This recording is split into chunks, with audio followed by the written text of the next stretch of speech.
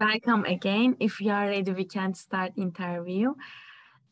Firstly, before we begin the interview, we would like to get to know you a little bit and learn more about your interest in cognitive psychology.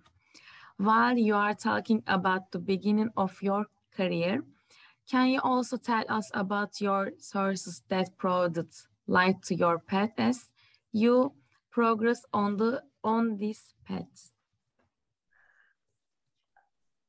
So if I take you back to when I was a university student, I was a student, an undergraduate student at the University of California, Los Angeles, UCLA, and I was majoring in mathematics and also in psychology. So I had a double major. And when I was thinking about going to graduate school, Stanford University was one of the top places for a subfield of psychology called mathematical psychology. There was no cognitive psychology at that time. People didn't use that word at that time. So I started graduate school and I was studying mathematical psychology because I thought it combined my two interests in mathematics and also in psychology. But while I was at Stanford, I got much more interested in the study of memory rather than the study of mathematical psychology. And so one of the most important faculty members was a faculty member who was doing some studies of memory. He was studying semantic memory, our memory for words and concepts and our knowledge of the world, not personal experiences, not autobiographical experiences. But that's how I started to do experiments on memory. And then once I got my PhD, I would change my focus a little bit to study the memory of witnesses to crimes and accidents and other legally important events. So that's kind of the path, at least in the early part of my career, that got me to doing these studies of eyewitness testimony. Thank you for your answer. Your work on misremembered memories has influenced the course as well as the world of psychology. I have also read that you have been called one of the great gods in the universe of the psychologists working on memory, or the woman who can answer the questions of how a man plays with his own mind, the gods of memory. Could you tell us a little about your memory work and the reasons for taking these titles?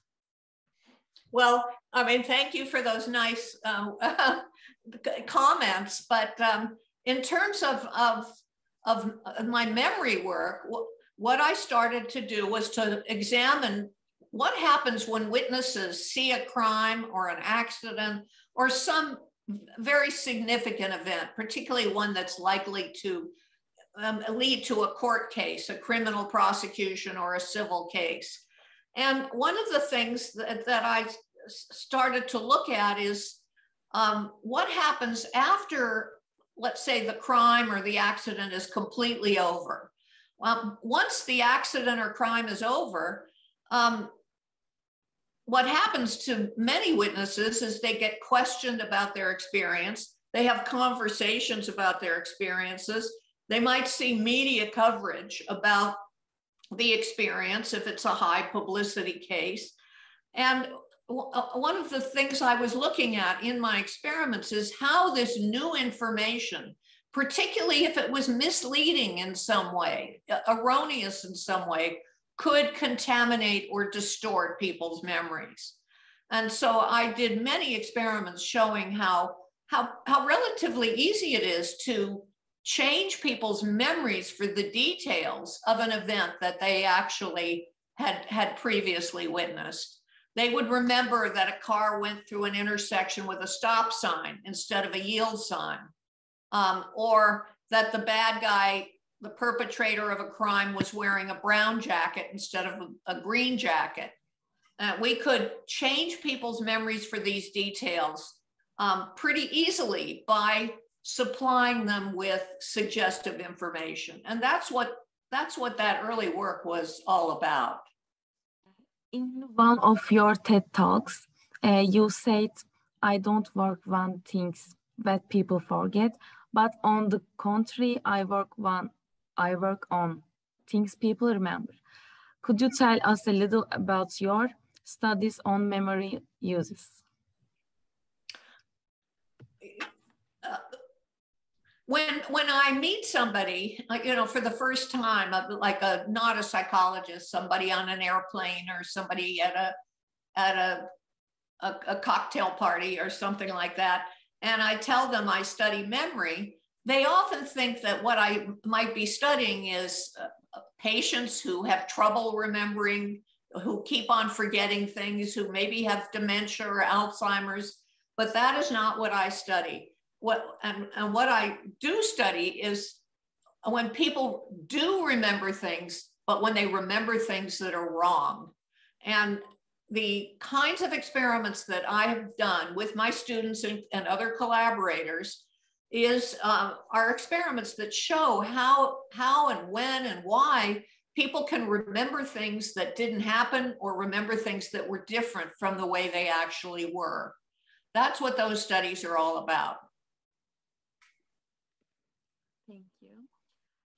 As a result of your experiments, you have brought of events that people think they remember but didn't actually happen, or events that actually happened differently from what they remember. So your experience, they are as false remembers. So how is this possible?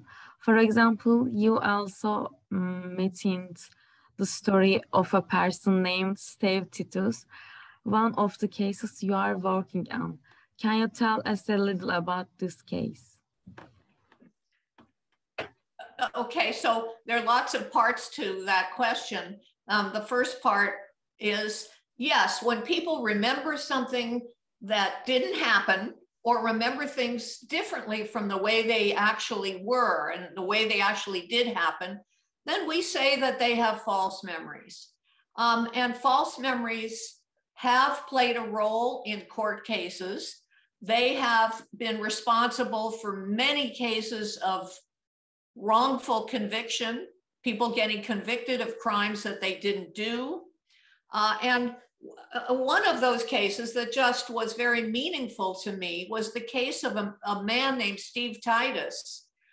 The reason it was such a meaningful and sad case is because he had been accused of raping a woman. The woman had been raped. She was sadly a rape victim. And she would ultimately identify Steve Titus as the person who committed the rape against her. She was, by the time she got to trial, she was very positive that it was Steve Titus, even though when she first looked at his photo, she wasn't particularly sure it was him. He was convicted of the rape and he was just horrified. He said he was innocent right from the beginning, and yet he was convicted by a jury in the state of Washington. And what happened after that is a journalist took an interest in his case and started to investigate and actually found the real perpetrator. It wasn't Steve Titus. And so eventually Titus was freed.